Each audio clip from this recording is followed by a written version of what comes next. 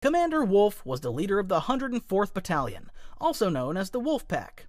Serving under Jedi General Plo Koon, Wolf's most distinctive feature were that his armor featured custom wolf-like markings. Also notable was that he had a cybernetic eye, after losing his right eye in a confrontation with Asajj Ventress. Wolf and the Wolf Pack took part in numerous Republic campaigns, starting off in the first episodes of the Clone Wars Malevolence arc. Because Wolf lost most of his men during that arc, he had his men change their designation colors from maroon to gray, to symbolize their loss and honor their fallen comrades. Wolf had a close bond with Plo Koon, often reflecting the Jedi General's calm and compassionate leadership style. During Order 66, he didn't refuse the order and got Plo Koon shot down. After that, he continued to serve for the Empire as a commander, and notably let a traitorous Captain Rex live during a chase even after having him at gunpoint, showing that he wasn't completely obedient to the Empire. Sometime later, Wolf removed his chip and joined Rex and Gregor in the ATTE Walker on Selos. Despite his initial reluctance, Wolf eventually assisted the crew of the Ghost in their fight against the Empire, later contributing to the Rebellion's efforts to liberate Lothal. Now, as a final LEGO reference and personal anecdote, I freaking loved Commander Wolf's Phase 2 design. It's genuinely my favorite design out of all the commanders on this list. Thus, it was instrumental for me to get a LEGO version of him, and boy was that a struggle. As I'm not American, it takes a lot of effort for me to get custom clones.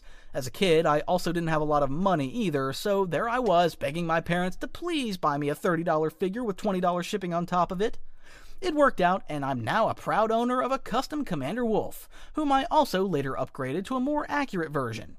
Here's a picture of some of my custom clones. Don't they look great? Let me know if you own any in the comments below. Marshal Commander Cody, designated CC-2224, was the steadfast leader of the 7th Sky Corps and the 212th Attack Battalion. He was the second in command to Jedi General Obi-Wan Kenobi. Just like Rex, as he showed signs of independent thinking, he was in the ARC Trooper Alpha's Special Command training and quickly became friends with Rex there. After completion of the training, he gave himself the name Cody and began personalizing his armor with equipment traditionally reserved for ARC Troopers. Cody's modifications included a compact bullet-shaped jetpack, an additional comm antenna, and a small stick-like tool secured in an armband on his upper right arm. Cody, alongside Kenobi, fought during several campaigns such as the Second Battle of Geonosis, the Battle of Kamino, and the Siege of Utapau. These battles often brought him face to face with General Grievous as well, whom he expertly punched in one of the scenes here.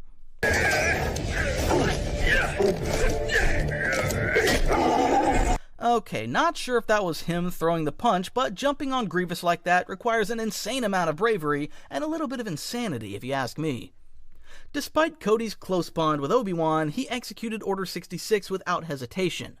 After the fall of the Republic, Cody was in service of the Empire, but soon started questioning his role there when he witnessed the Empire executing a separatist leader he promised to spare.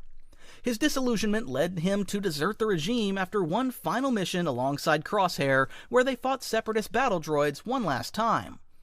His current whereabouts are unknown as the time of this video, but I'd like to imagine him and Rex eventually teamed up again. Now for the LEGO segment.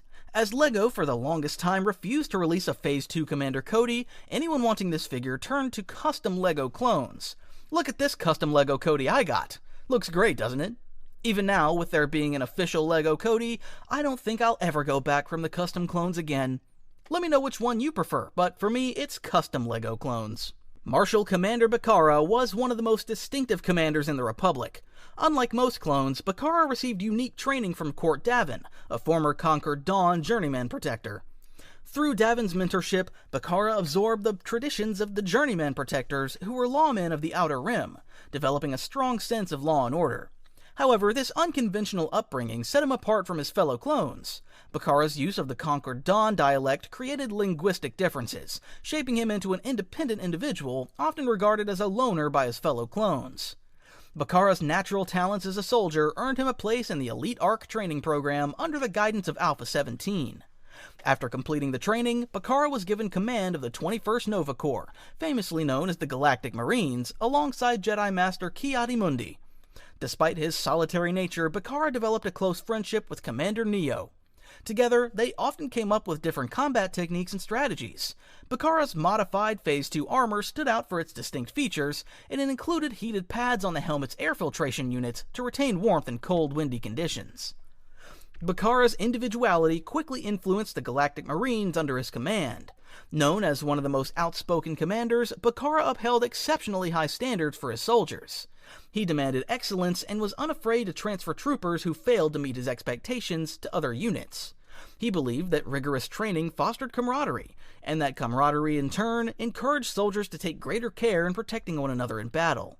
This principle was heavily guided by the Alpha 17 training program he had received himself, and through that, Bakara transformed the Galactic Marines into an elite fighting force, capable of responding to crises anywhere in the galaxy.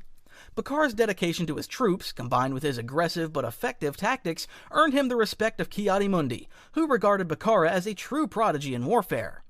As the Clone Wars raged on, Bakara and his Marines saw action across the galaxy.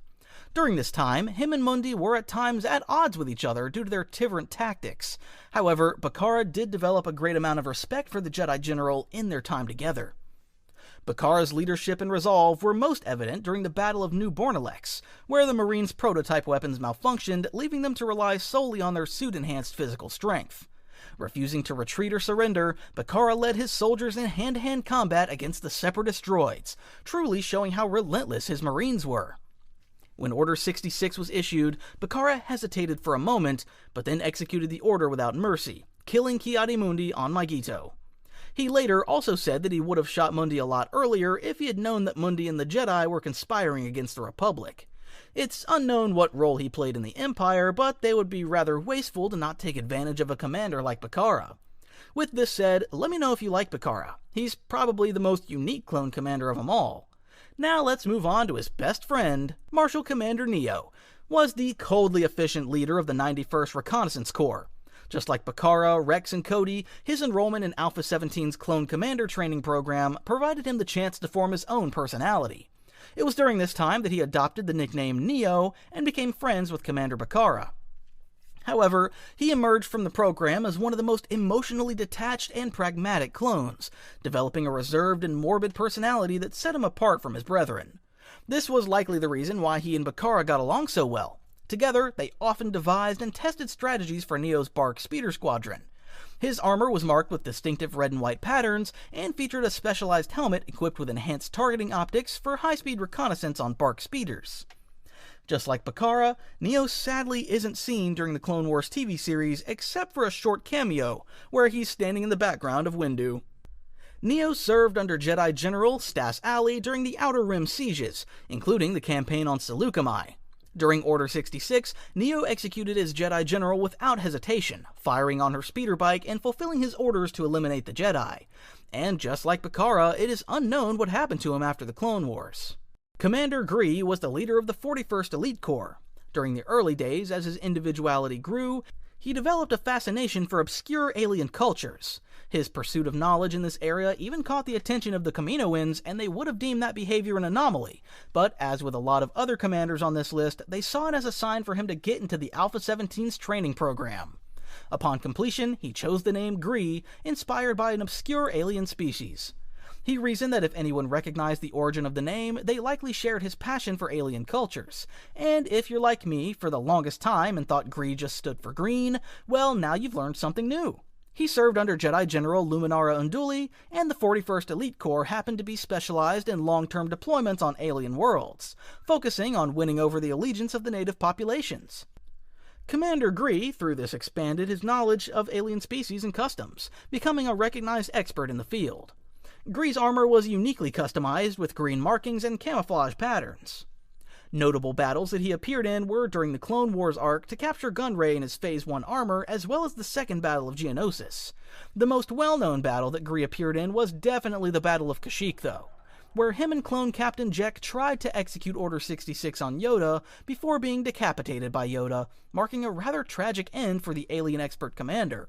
Rest in peace, Commander Bllye. Marshal Commander Bllye, designated CC 5052, was a dependable leader of the 327th Star Corps. Like many of his counterparts on this list, Bllye underwent Alpha 17's Clone Commander training program, which allowed him to develop greater independence, initiative, and a more distinct personality. Bllye served under Jedi General Aayla Secura throughout the Clone Wars, where he formed a strong professional bond with her. He respected Sakura's skills and admired her ability to remain focused on battlefield objectives over personal feelings, a trait he wished more Jedi would exhibit. Bllye's equipment reflected his rank and specialization, equipping his helmet with polarized macro binoculars and an arc pauldron. He appeared in one arc of the Clone Wars where him, Captain Rex alongside Anakin, Ahsoka, and Aayla Secura tried fending off the Separatists on Meridan when defending the local Lurmen. At the end of the Clone Wars, the 327th were dispatched to Felucia to capture a Separatist leader and prevent the poisoning of the planet's water supply. While advancing through the jungle, Bllye received Order 66. Bllye shot Secura from behind as she prepared for battle, ensuring her death with additional fire from his troopers to make it quick and painless for her.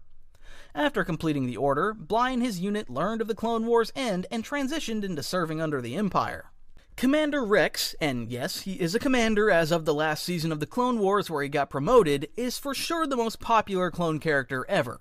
He was trained in ARC Trooper Alpha's Special Command training, which, for those unaware, Alpha is one of the first generation of ARC Troopers that were trained by Jango Fett, and he went on to serve as the captain of the 501st Legion under Jedi General Anakin Skywalker. He earned the admiration of the Jedi and the clone troopers under his command for his unwavering loyalty and honor. Throughout the Clone Wars, he formed a strong bond with Anakin and Anakin's Padawan Ahsoka as well.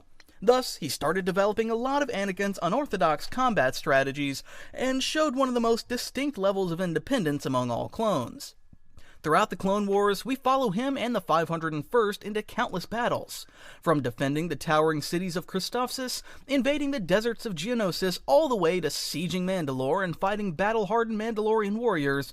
Rex made it through them all. Being the clone given the most amount of screen time, we not only see him in battle, but he shows he's very adaptable, as he goes undercover on Zygeria or acted as a teacher to freedom fighters on Onderon. The most pivotal moments of character development were probably during the Battle of Seleucami and the Battle of Umbara, though. On Seleucami, he comes across Cut Lawquane, a clone deserter who shows him that there's actually more to life than just fighting by having a family, for example. On Umbara, he has to deal with Jedi General Pong Krell, who willingly led Rex and his troops into traps with the target to get their death toll as high as possible. Standing up to Krell and uncovering his treachery was symbolic to show how far he had come as an independent thinker, especially as Anakin wasn't around to guide him. When Fives died after uncovering the inhibitor chip's role, Rex was the only one that tried to investigate further into it, although he unfortunately couldn't find out the true purpose of the chips until it was too late. During Order 66, Rex's bond with Ahsoka saved him from succumbing fully to the inhibitor chip's programming. Together, they escaped from the wrecked Venator, having to willingly send all their brothers in arms on board the ship into their demise, ending with one of the saddest scenes of the Clone Wars.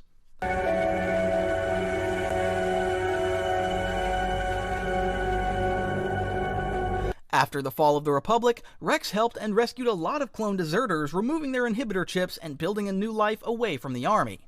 After that, he went on hiatus alongside his clone brothers Wolf and Gregor aboard a decommissioned ATTE on Selos, where he noticeably grew out a beard and gained like triple his body weight. These huge worms on Selos sure must be nutritious. And because retirement was boring and he wanted to lose all the weight again, he went on to join the Ghost Rebel crew and then went on to join the Rebel Alliance. And because Dave Filoni and the fans loved him so much, he was even retroactively changed to be this guy with a beard on Endor in Return of the Jedi. What an absolute hero.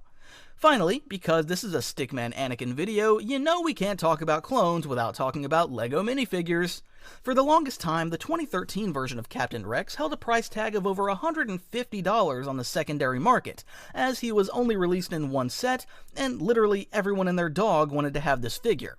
Myself, however, being the great foresight I was, bought the set on release for $30. What Kid Me also thought was that his antenna was missing, so I grabbed a friggin' drill and drilled a hole into the helmet in order to glue an antenna on there, to make him more accurate.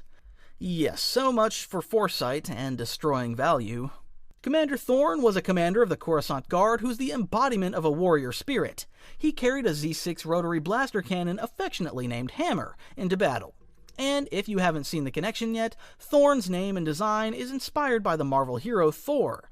Thus, he calls his minigun Hammer and has these little wings on his helmet. Thorne's most notable engagement was during a mission to Scipio, where he was tasked with protecting Senator Padme Amidala. When Separatist forces launched a surprise attack, Thorne and his troopers were vastly outnumbered. Despite this, Thorne stood his ground, buying time for Amidala to escape. Just look at my absolute hero here. Truly one of the greatest last stands out there. As we saw on the Instagram feeds, this is how all guys actually want to go, and I couldn't agree more. Commander Pons was among one of the 200,000 clone troopers assembled by Jedi Grandmaster Yoda on Kamino to form the Republic's strike force for the Battle of Geonosis. He's this guy, with the yellow Mark I armor that signified his rank as commander there. After Geonosis, Pons was assigned to Jedi Master Windu and fought in several major campaigns, including the Battle of Ryloth and the Battle of Malastare. Pons met a tragic end when he was taken prisoner by the bounty hunter Aurra Sing and executed in cold blood to send the Republic a statement. Anakin's reaction sums it up for me. That was Pons. Only 2 to go, Windu. Come and find us. We'll be waiting. Commander Fox, who's making a third appearance in my videos, was the leading commander of the Coruscant Guard. As his duties primarily revolved around maintaining law and order on the Republic's capital planet, it gave him a unique position compared to other clone commanders stationed on the front lines. As he was directly supervised by the Supreme Chancellor, he rarely interacted with Jedis, thus lacked the independent thinking that a lot of the other clone commanders on this list developed. Fox was fiercely loyal and executed orders without any hesitation. His loyalty was to the Republic, and that was very evident in his rather strict enforcement of justice, even when dealing with high-profile personnel like Anakin Skywalker. He notably arrested Ahsoka Tano on suspicion of murder despite expressing some doubt about her guilt, and later ordered his troops to kill her during her escape, though he reverted that and complied with Anakin Skywalker's orders to capture her alive. He also confronted ARC Trooper Fives during the clone's investigation into the inhibitor chips, ultimately killing him when Fives raised a weapon against him and his troops. After the rise of the Empire, Fox continued his service for the Republic. However, Fox's career ended abruptly when he and his troops mistakenly attacked Darth Vader during a mission.